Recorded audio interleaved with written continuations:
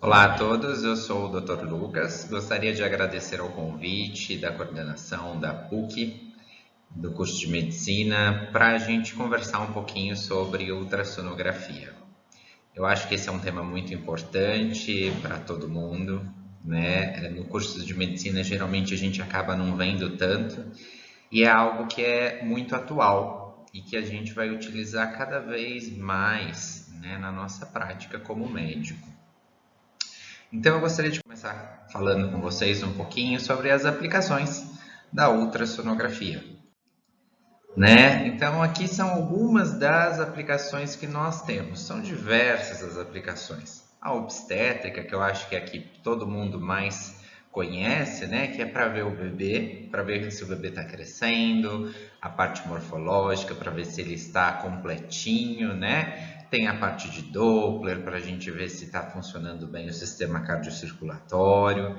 Enfim, temos o Transfontanella, que eu acho que a maioria das pessoas não deve conhecer esse, até porque eu mesmo como médico não conhecia até começar a fazer o curso, que é um ultrassom que a gente pode fazer nas crianças, né, nos recém-nascidos, a partir do momento, até o momento em que as fontanelas estejam fechadas. Então, enquanto estivermos com as fontanelas abertas, a gente consegue enxergar o cérebro do neonato. E isso é muito bom, porque algumas vezes isso vai nos poupar de realizar exames, por exemplo, como a tomografia ou a ressonância, devido ao valor, né? A tomografia devido à exposição à radiação, e podemos utilizar um exame barato, rápido, que não usa radiação ionizante para ver este cérebro, né? Por exemplo, da criança prematura. Temos a ultrassonografia do sistema ósseo-muscular, então de articulações, de músculo, tendão, né? Podemos ver ali os processos inflamatórios, rompimentos. A ultrassonografia na emergência, que eu acho que é algo importante para vocês, porque a maioria de nós, quando nos formamos, vamos trabalhar no pronto-socorro, e agora até em época de pandemia, ela é bastante útil. Temos a ultrassonografia abdominal, que a gente pode fazer desde a parte, né, de aparelho urinário, a parte gástrica, né, a parte hepática, do baço, a gente pode ver toda a cavidade abdominal. A parte, inclusive, da parede abdominal também, que é um exame à parte, né? A parte da ultrassonografia vascular, para a gente ver aí o funcionamento, né? As tromboses, a gente pode usar também como exemplo as dilatações dos vasos, né? A ultrassonografia como forma de guiar para realizar uma biópsia, então dessa forma a gente pode atingir ali um alvo especificamente, né, através do uso de uma agulha e do aparelho de ultrassom nos guiando. A ultrassonografia dermatológica, então, ela pode ser utilizada para a gente ver a consistência de cistos, nódulos, né? Mas também para uma área que é nova recentemente, que é bastante útil, que é na dermatologia estética. Então, assim, o ultrassom ele pode ser utilizado para demonstrar, né, os locais em que foram realizados preenchimentos, pode ser utilizado para verificação da circulação daquele local. Então, caso exista uma complicação devido ao uso do preenchedor, o ultrassom pode ser uma forma de mostrar o local onde o preenchedor está ocluindo o vaso e daí permitir a realização, né, da hialuronidase para acabar com aquele trombo, né? Temos também a ultrassonografia para segmento tumoral, então a gente pode ir acompanhando o crescimento do tumor, né, ou a sua diminuição de acordo com o tratamento. A ecocardiografia, que também é uma parte da ultrassonografia, que a gente pode ver o funcionamento cardíaco, né? Geralmente aí restrito mais aos cardiologistas. Todos os exames de ultrassonografia podem ser realizados por médicos, não necessariamente especialistas na área. E é interessante que se saiba, pelo menos, o básico da ultrassonografia, porque senão a gente sempre recebe aquele exame, olha para o laudo, não vê as imagens. E a gente tem que aprender um pouquinho sobre essas imagens. E hoje a gente vai falar disso, né? Para facilitar para vocês, para que na vida de vocês, vocês saibam olhar, interpretar aquela imagem do exame. Eu não preciso e não quero aqui explicar e nem vou conversar com vocês sobre, né, cada detalhe da imagem. Isso é um curso extremamente extensivo. Mas é importante que a gente consiga entender e compreender pelo menos o que são aquelas imagens que vêm nos nossos laudos. Aproveitando aqui, né, esse slide, gostaria de mostrar a vocês, né, vocês saibam interpretar o exame. Então, para começar um pouquinho também, eu gostaria de mostrar a vocês os nossos transdutores. São vários que nós temos, né? Então, assim, nós temos o transdutor setorial, que é esse pequenininho aqui, que geralmente vai ser utilizado nos protocolos de emergência e que vai ser utilizado pelo cardiologista. O transdutor linear, o transdutor convexo, né? E aqui nós temos o transdutor intracavitário. Então, não é transdutor transvaginal, tá bom? Por que intracavitário? Porque ele pode ser utilizado tanto para exame retal, quanto também para exame transvaginal. E nós utilizamos ele no transfontanela também, por conta do tamanhinho dele, que permite entrar e acessar a fontanela. Então, quais são os usos aí do ultrassom, principalmente na emergência? Que é aquilo que eu disse para vocês que é importante por conta da nossa experiência aí, né? De quando a gente se forma, de que a gente vai trabalhar no pronto-socorro. O ultrassom é utilizado em diversos protocolos. A gente tem alguns, por exemplo, como o FAST, o EFAST, em que nós vamos utilizar, né, o nosso probe aqui em determinadas áreas, e essas áreas, como por exemplo a área hepática, a área cardíaca, né, a porção inferior do abdômen, a área do baço, para a gente verificar se existe líquido livre na cavidade. E este líquido livre presente, né, vai nos indicar que existe uma lesão, né, necessitando aí de uma intervenção cirúrgica imediata, e na porção cardíaca a gente pode verificar se está ocorrendo um tamponamento cardíaco, se tem um rompimento de válvula, também válvula, né, desculpa, também sendo necessário uma intervenção cirúrgica. E também para o acesso venoso central, que desde 2011 a agência norte-americana, né, responsável pela qualidade do atendimento em saúde, recomenda a utilização da ultrassonografia para aumentar a segurança do paciente no momento em que faz o uso, né, em que a gente vai passar esse acesso central, e muito importante aí para a segurança. Vou mostrar para você agora, nesse próximo slide, a importância do uso do ultrassom na emergência. Então, é muito comum, né, dependendo dos locais, e principalmente os médicos mais velhos, acharem que é ok fazer o uso e a passagem de um acesso venoso central sem guiar pelo ultrassom. Então, vocês podem ver, né, no pescoço do paciente, claramente aqui, que existem várias picadas, né, de um acesso que claramente não foi bem sucedido e no final teve que ser pego em subclávia. E também dá para se ver, né, o hematoma que fica logo após. Isso é ruim para o paciente, isso dói, né, e também pode causar outros fenômenos aí, tromboembólicos, que são complicados para o paciente. Então, o uso do ultrassom traz vantagens, como menor taxa das falhas, né? Maior aumento do sucesso.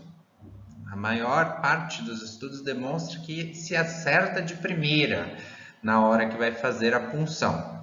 Não tem tanta complicação e também a gente daí consegue ver as variações anatômicas que são frequentes nos pacientes. Então, assim, esse já é um ponto-chave importantíssimo do uso do ultrassom, né? O uso na emergência vai ser muito bom, porque se eu for trabalhar com traumas, eu consigo rapidamente ver aquele paciente que precisa de uma intervenção cirúrgica, não tendo a necessidade de enviá-lo a uma tomografia, afinal já tem até um ditado, né, que a morte começa na tomografia, e eu também posso utilizar para passagem de recursos, até mesmo para intubação, para verificação da localização do tubo. Aqui eu gostaria de mostrar para vocês, né, uma coisa interessante da imagem do ultrassom. Se vocês se lembram ali da histologia, né, nós temos a artéria, né, com uma camada muscular muito maior do que a veia. E o fato de nós termos essa camada muscular maior dá maior resistência a esse vaso, além da pressão sanguínea também, que passa por dentro dele. Então, quando nós colocamos o transdutor sobre, né, vasos arteriais, eles se mantêm redondos, eles se mantêm na sua anatomia, por mais que eu aperte. E aqui, como vocês podem ver na imagem histológica, né, que a veia tem uma camada média, né, ou muscular, bem fina, adelgaçada, né, ela não tem a capacidade de reter a sua forma. E assim, quando eu comprimo com o meu transdutor, né, do ultrassom, eu tenho uma compressão dessa veia. E é por isso que fica mais fácil da gente entender por que o ultrassom vai nos guiar bem. Eu tenho um vídeo aqui que mostra, bem legal.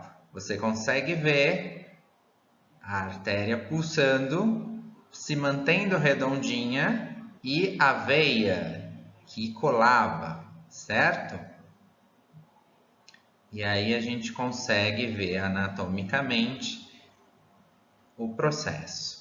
Vocês veem aqui em cima que está apertando, tem alguma coisa apertando, uma bolinha branca vai apertando a veia e entra, né? Ó, aqui, ó, bem no centro, entrou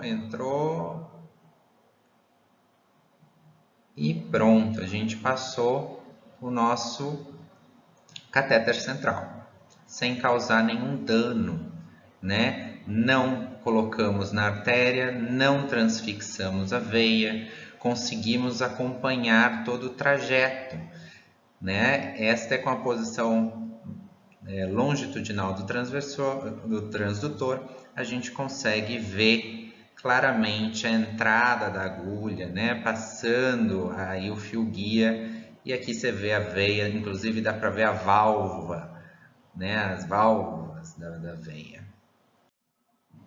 Quais são as vantagens do ultrassom na medicina? É um exame de baixo custo, não utiliza radiação ionizante e relativamente rápido, tanto na emergência quanto no dia a dia. Então, para a gente entender um pouquinho do ultrassom, a gente precisa entender os princípios físicos, como que funciona o aparelho de ultrassom, né? O ultrassom, ele funciona ali na faixa do espectro sonoro, né? O som, ele é uma onda longitudinal que atravessa, né, um meio. Então, assim, se não tivermos nada para o som passar, ele não vai se transmitir. Então, no espaço, por exemplo, a gente não tem som, né?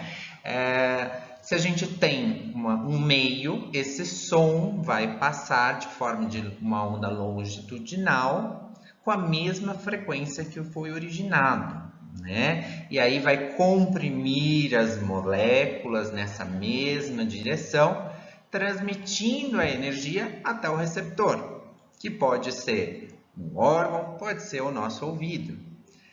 A gente dá um nome, né, a essas vibrações por segundo, que a gente chama de frequência. A gente mede frequência em hertz, né? A gente está voltando aí um pouco para a física, por isso que é importante saber física também na medicina.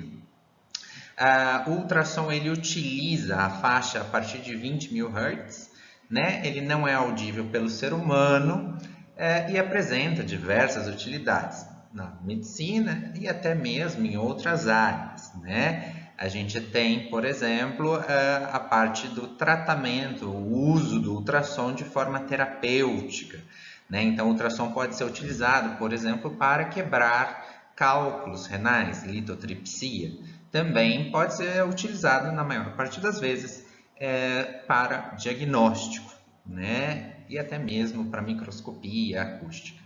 Basicamente, né, aqui no lado a gente vê o ultrassom, o morcego, né, alguns animais conseguem ouvi-lo, nós humanos não. Vale lembrar que o feto, quando está dentro da mãe, né, dentro da bolsa uterina, ele está envolto em líquido e o som passa numa velocidade menor e a frequência tende a criar vibrações neste som. Então, o bebê geralmente ouve a ultrassonografia que está sendo feita. Ele ouve um som mais ou menos assim, bum, bum, bum, bum, bum, certo? Nós temos nas ondas sonoras, né, voltando ainda mantendo a física, o comprimento, né, que aqui está como wavelength, que é a distância que a onda percorre durante um ciclo, a frequência, que é o número de vezes que a onda se repete em um segundo, e a velocidade de propagação, que é a frequência versus o comprimento, certo? A penetração da onda é muito importante para nós no ultrassom. Por quê?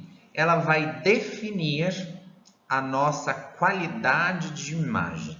Então, se eu tenho uma alta frequência, eu tenho um baixo comprimento de onda e eu tenho uma melhor resolução. Só que eu não consigo ver profundidade, então eu tenho perca da profundidade. Aqui vocês veem um transdutor linear, chama-se linear, pois ele é linear mesmo, né? Ele é reto. E percebam que a imagem que ele forma na tela também, né, tem uma forma retangular, linear. E vocês conseguem ver uma resolução muito boa da tireoide, a traqueia, a musculatura. E isso está onde? No pescoço. Então, nós temos que uma profundidade pequena. Aqui do lado esquerdo da imagem, vocês conseguem ver 0, 1, 2, 3, 4 centímetros de profundidade. Então, passou do 3 centímetros, você começa a ver o que? Nada. Esse transdutor de alta frequência penetra menos. Agora, quando nós temos uma baixa frequência, nós temos um alto comprimento de onda que vai causar uma melhor penetração. Entretanto, nós temos uma qualidade de imagem menor. Quando nós vamos usar, então, um ultrassom, né, um transdutor de baixa frequência? Quando nós queremos uma penetração maior, né? Aqui a gente está tendo uma penetração que passa, ó, 1, 2, 3, 4, 5, 6, 7, 8, 9, 10, 11 centímetros de penetração. Mas vocês percebem a diferença entre a qualidade das imagens. A qualidade da imagem anterior é muito melhor do que a qualidade dessa imagem. Ao ultrassonografista e ao médico, cabe entender isso para saber. Uma das formas que a gente pode ver o transdutor que foi utilizado é o formato da imagem. Esta imagem tem um formato, né, trapezoidal, devido ao próprio formato do transdutor. Nós vamos utilizar geralmente transdutores com frequências mais baixas para adultos, para a cavidade abdominal, e os transdutores com frequências mais elevadas para órgãos, para elementos mais superficiais e também checagem de vasos, né, quando exigimos aí uma grande resolução. Claro que temos hoje em dia diversos transdutores, mas isso não vem ao caso. O que é importante a gente entender do ultrassom é o efeito piezoelétrico. Então, como que funciona o ultrassom? Né? Esse vídeo é muito legal porque ele explica por si só o funcionamento. Muito bem, nos próximos minutos vamos falar sobre efeito piezoelétrico. Esse é o nome que se dá ao comportamento peculiar de algumas substâncias presentes na natureza, como os cristais de quartzo. Aqui nós temos representado um pedaço de cristal e veja o que ocorre quando clicamos no primeiro botão. Ao se exercer uma pressão mecânica contra as superfícies desse cristal, ele gera um diferencial de potencial elétrico que aqui representamos pelo acendimento de uma lâmpada. Mais uma vez, a pressão exercida gera, portanto, eletricidade. De forma inversa, ao clicarmos nesse segundo botão, se aplicarmos um diferencial de potencial elétrico contra as superfícies desse mesmo cristal, ele sofrerá expansão ou retração de volume, que resultará na formação de uma onda mecânica que se propaga pelo meio. Mais uma vez, a eletricidade aplicada ao cristal, portanto, altera seu volume na forma de expansão ou retração, gerando alteração do meio na forma de uma onda mecânica. Aqui estamos repetindo o fenômeno de uma maneira lenta, mas se este fenômeno tiver sua frequência elevada para valores acima de 20.000 ciclos por segundo, nós vamos ter o que se chama de ultrassom. Ao clicar no próximo botão, nós vemos de uma maneira simplificada o que significa este ultrassom. Aqui estão os pulsos elétricos em alta frequência, a frequência superior a 20.000 ciclos, e aqui a repercussão no meio na forma de uma onda mecânica com frequência superior a 20.000 Hz, ou 20.000 ciclos por segundo. Portanto, em alguns segundos nós somos capazes de entender o que é o efeito piezoelétrico, o que é o efeito piezoelétrico reverso, e de que maneira é possível se produzir ultrassom explorando essa propriedade desses cristais presentes na natureza. Então, a gente tem que entender, né? A gente entendeu um pouco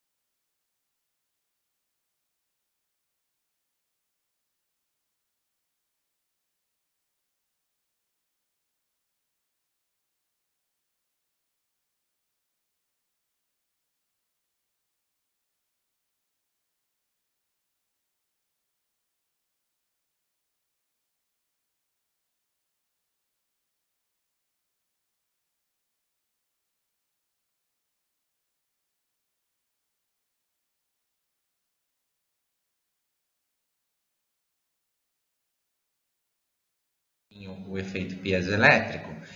E a gente vai entender que esse transdutor nosso, ele vai transmitir energia elétrica, transformando ela em energia mecânica, e depois ele vai pegar a energia mecânica do som que retorna daquele órgão do corpo e vai transformar em energia elétrica, a qual o computador irá calcular e nos dar uma imagem, né? A impedância acústica, que nós daremos esse nome, ela é a propagação do som de um meio com determinadas características para um outro meio com características diferentes, né? E a intensidade desses ecos é que vão gerar aí, né? O retorno desses ecos vão gerar as imagens que a gente vê na tela, que a gente vê em escala de cinza, né? Então, a intensidade é determinada pela diferença da impedância dos tecidos.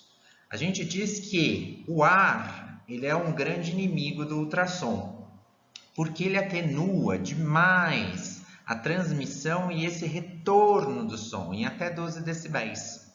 O osso, por exemplo, também não é bom para o ultrassom, porque ele inibe em 20 decibéis. Então, o transdutor está mandando um som, mas ele não consegue captar absolutamente nada. E isso faz com que a gente não tenha nenhuma imagem renderizada na tela. Agora, tecidos geralmente causam uma queda aí da impedância de 0,1 a 1. E o ultrassom consegue, então, formar imagens e classificar essas imagens, né? O líquido geralmente aparece, ele tem uma atenuação do som de basicamente 0. Então, isso faz com que ele apareça preto na imagem. Ou seja, o som passa ele direto, nada volta, o som passa direto por ele. Logo, o que é importante a gente entender disso tudo, do ultrassom? O ultrassom é muito bom para a gente ver tecido com líquido, tecido que não esteja coberto por osso e principalmente tecido que não seja cheio de ar. O pulmão, por exemplo, não é bem visualizado ao ultrassom nas suas condições normais. No entanto, ele é muito bem visualizado em alguns casos, como derrames pleurais, pneumonias. E por isso é importante a gente saber essa questão da impedância acústica no ultrassom. Basicamente, como essa imagem nos mostra, a gente tem um emissor, que é nosso transdutor, e ele também é um receptor, e aqui no objeto, né, o corpo humano, a gente tem as ondas emitidas, refletidas, e a máquina traduz para nós. Então, como que a gente vai interpretar essa imagem do ultrassom? A maior parte das vezes a gente olha e fala assim, é um monte de borrão cinza e eu não entendo nada do que está ali. Então, vocês vão prometer para mim que a partir de agora, toda vez que vocês forem à unidade básica de saúde, toda vez que vocês forem ter aula, vocês vão pegar as imagens e vão analisar essas imagens, além de ler o laudo. O que acontece com o ultrassom? Ele nada mais é do que uma representação dos nossos órgãos colocados num plano anatômico em fatias, né? Então, é importante que a gente relembre e que a gente saiba sempre a anatomia. O médico nunca vai deixar de trabalhar com anatomia, né? Então, a gente tem os planos. A gente tem o plano sagital, que divide o corpo simetricamente em laterais, direita e esquerda, né? E temos daí os eixos laterolaterais. Temos o eixo longitudinal, que vai passar o plano horizontal, certo? Ou transversal ou axial, que divide o corpo nas partes superior, que é a cranial, e inferior, caudal. E por fim nós temos, né, o plano frontal, que vai ter o eixo antero-posterior, que também pode ser chamado de plano coronal, e divide o corpo em parte ventral, que é a anterior, e posterior, chamada de dorsal. Além disso, nós temos planos de delimitação do corpo. Quais são eles? Nós temos os planos verticais, tangente aí ao ventre, que é o plano ventral ou anterior, e o outro ao dorso, que é o plano dorsal ou posterior, e dois planos verticais tangentes aos lados do corpo, os planos laterais direito e esquerdo, certo? Então, nós, sabendo sobre estes planos anatômicos, conseguimos entender a imagem do ultrassom.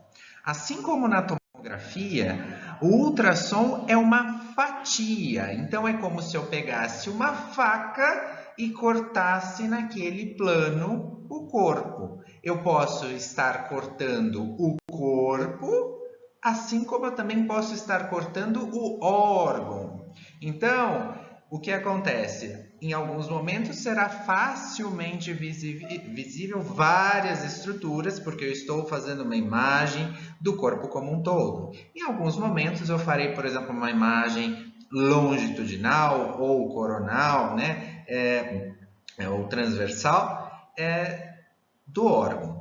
Então é importante que a gente tenha sempre as imagens das fatias, porque o leitor do ultrassom, o médico que irá laudar o ultrassom, assim como o médico que vê o ultrassom, precisa conseguir remontar a imagem em 3D na cabeça para saber o local exato em que essa fatia foi realizada. Aqui, por exemplo, nós temos um corte sagital do feto. Então, nós estamos vendo o corte bem do meio deste feto. E também estamos, por acaso, vendo também o corte bem do meio desta mãe. Mas não sempre veremos assim. Se esse bebê estivesse em uma outra posição, o corte sagital dele seria em outra posição e seria aí perpendicular ao corte da mãe. Então, como a gente tem o transdutor aqui mostrando o cortezinho, certo? Então, são fatias. É importante que a gente lembre dessas fatias ultrassonográficas, porque elas também vão aparecer na tomografia e na ressonância. Então, para que a gente possa entender também o padrão das imagens ultrassonográficas, a gente precisa entender que existe uma padronização dos locais em que a imagem vai ficar, em que a imagem aparece no laudo. Como vocês podem ver nesse slide, eu tenho o sinal da flecha apontando para um pezinho e aqui para um Samsung. Esta marcação que fica do lado esquerdo da imagem, que vai ficar do lado esquerdo da tela do computador e do lado esquerdo da impressão, ela vai dizer o quê? Basicamente, que nos cortes longitudinais, o que está cranial aparecerá do lado esquerdo da tela. E aquilo que está podálico, está caudal, aparecerá à direita da imagem. Então, nisso, a gente já consegue melhorar a nossa interpretação do exame.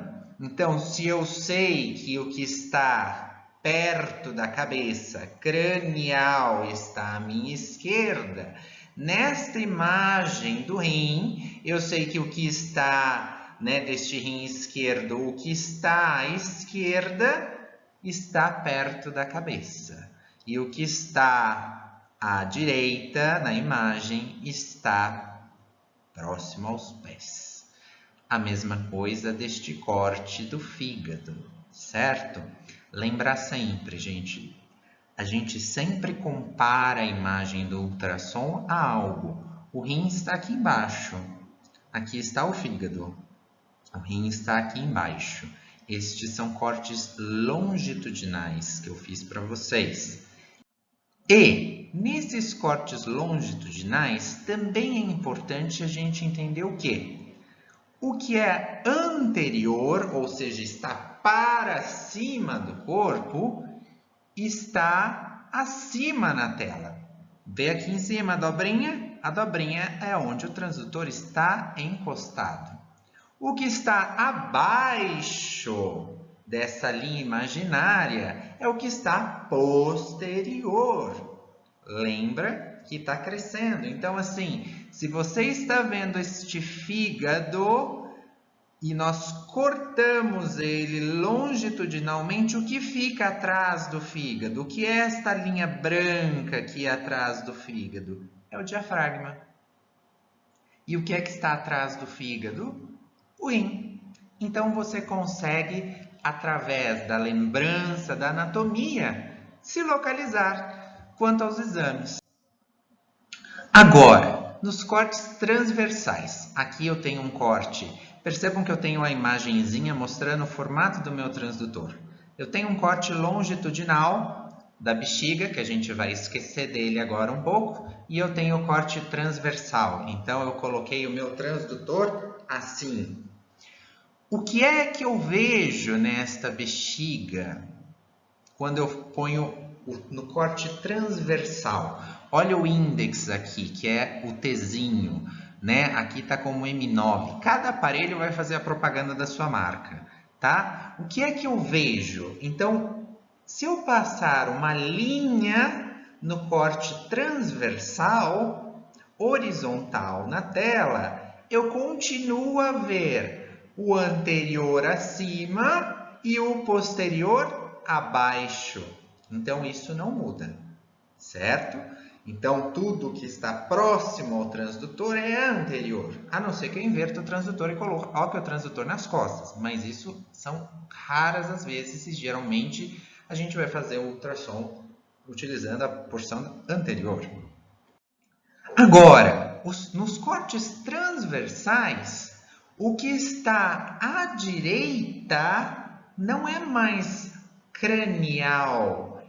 O que está à direita na tela, perdão, desculpe, o que está à esquerda na tela não é mais cranial. O que está à esquerda na tela é o lado direito. E o que está à direita na tela é o lado esquerdo. Então, o lado que tem o índex, nós sabemos que é o lado direito. Então, quando você olhar a imagem e ver do lado esquerdo qualquer coisa, este, na verdade, é o lado direito, assim como na tomografia. Isso também vai facilitar, porque nós conseguimos compreender qual lado nós estamos vendo, de acordo com a posição do transdutor.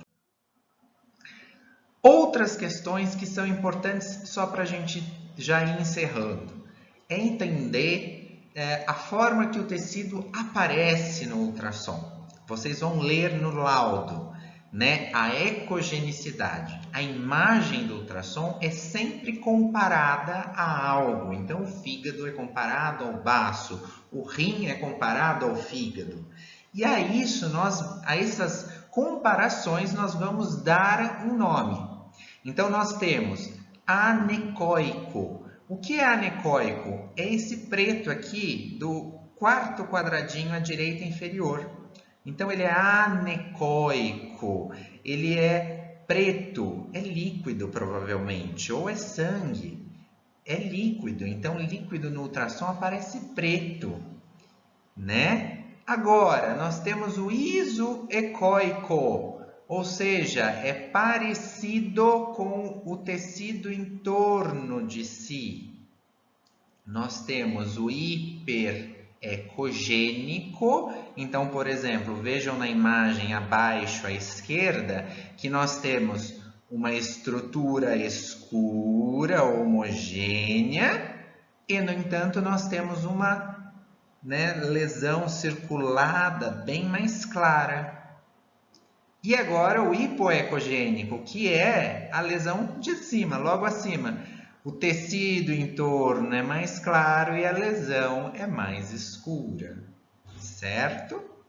Então, isso é só para a gente saber. Isso vai ser importante porque determinadas doenças vão mudar essa ecogenicidade. Lembramos que o ultrassom é dinâmico, então por isso às vezes é difícil ver a foto. A gente precisa ver a imagem em movimento, porque com a imagem em movimento nós conseguimos construir na nossa cabeça aquele 3D e lembrar sempre da anatomia e da nossa faca. Então, assim, vejam nesta imagem o que nós estamos vendo aqui neste feto, né? Procurem a coluna vertebral. Tá difícil de encontrar ela, não tá? Então, vamos passar para o próximo slide. Eu vou mostrar para vocês um truque. Virei a minha imagem. E agora? Fica mais fácil? Fica. Olha a coluna em cima. E aí, olha bem os rins. Olha o rim ali do lado direito. O rim do lado direito está pequenininho, está normal. E olha o rim do lado esquerdo, está uma bolotona. O rim é para ser assim? Não é, né? Então, isso daqui é uma hidronefrose numa criança. Vocês estão vendo? Parece um monte de borrão cinza, mas com o tempo você vai acostumando. E lembrando da anatomia, você consegue montar essa imagem na sua cabeça. Lembrar que é a capacidade da gente recriar mentalmente uma sequência das fatias em 3 dimensões. Olha esse ultrassom transvaginal. Esse é difícil de ver, mas olha isso. Olha, a gente tem um útero, dá para ver um ovário do lado esquerdo, né, da nossa imagem. A gente vê o ovário, do lado direito a gente vê o útero. Não estou conseguindo ver. Vamos virar a imagem anatômica. Ainda não estou conseguindo ver. Vamos para o próximo slide. E aí a gente consegue ver. Imagina que o transdutor está entrando assim. Então, olha o ovário aqui, que aparece igual aqui na figura, seguido do útero. E você consegue, inclusive, ver o endométrio. E aí tem uma bolota mais escura, vocês percebem? Então, ó, vem normal, ó, vem um tecido todo igual e de repente parece uma bolotona. Imagina isso em 3D, tá vindo normal e vira uma bolotona. Isso daqui é um mioma subseroso, certo? Então, revejam o vídeo várias vezes até que vocês consigam montar em 3D essa imagem na cabeça de vocês.